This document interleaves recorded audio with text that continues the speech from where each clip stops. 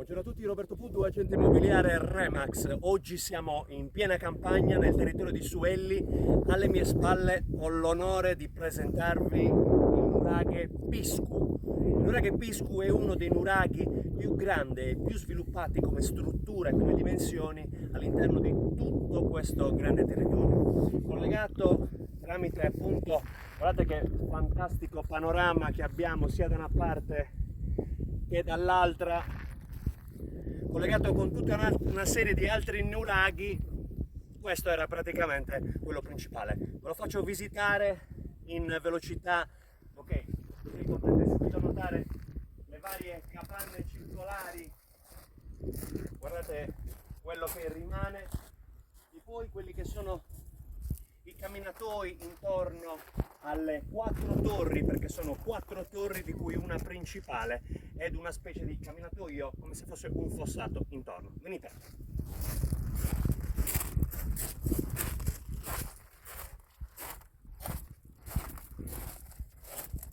Oggetto di ristrutturazione nei vari anni. Guardate, questa è un'altra capanna. Lì c'è il mio piccolo esploratore Leonardo che mi aiuta nelle mie avventure, e da questa parte altra capanna con altra torre. Vi faccio vedere alcuni altri particolari. Si entra in questo altro ampio disimpegno, lo chiameremo mentre il camera ha sbattuto la testa, ma è bella dura, ok?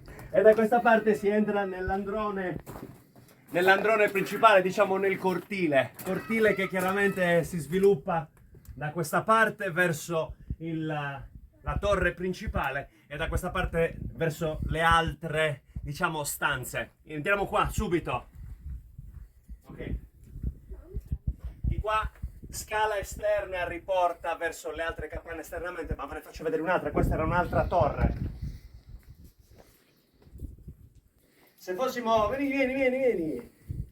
Se fossimo in guerra nel Medioevo, vi direi che queste feritoie, cioè queste nicchie, avrebbero ospitato dei cannoni. In questo caso niente cannoni, semplicemente delle nicchie che comunicano con altre parti del nuraghe. Guardate, fantastici questi architrave con queste feritoie, fantastici.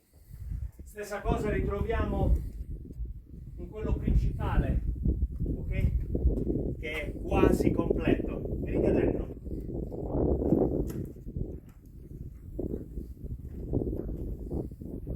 Cambia l'immagine, cambia l'inquadratura, da chiaro diventa scuro. Sono 2 nicchie laterali, guardate che ampia a tutta altezza, e poi dove sta il cuore, il centro del nuraghe. Guardate che perfezione, costruita secondo diciamo la forma, dove le pietre venivano posizionate una sopra l'altra in maniera sempre più concentrica,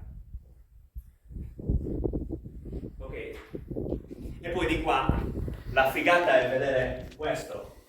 Diciamo che a suo tempo, tra il XV e l'XI secolo a.C. è stato utilizzato. Questo era il loro portoncino blindato. Venite, vediamo l'altra parte del nuraghe.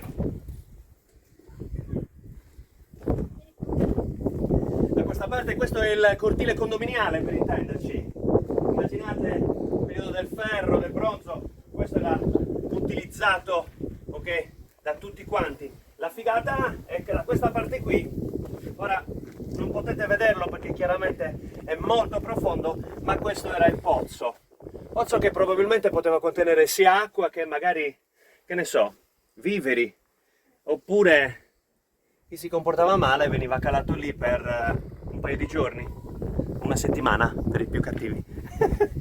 Ok, e da questa parte altre 2 torri, vi faccio vedere questa, venite. Se fossimo nel Medioevo vi direi che questa è la cucina con i vari forni. In realtà sempre numerose nicchie. Ci sono tutte. Magari ognuno aveva la sua nicchia. Da questa parte prosegue il nuraghe. Di qua, di qua. Ok, alcune parti sono state messe in sicurezza perché erano veramente instabili.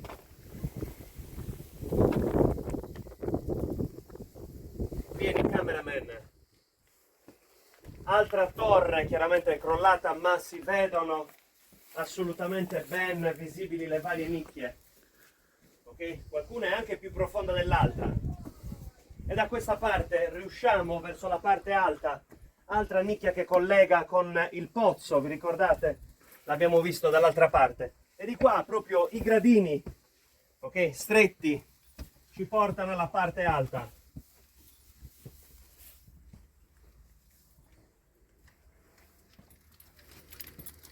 Parte alta dalla quale vi faccio vedere appunto vi faccio vedere una panoramica su tutto il nuraghe.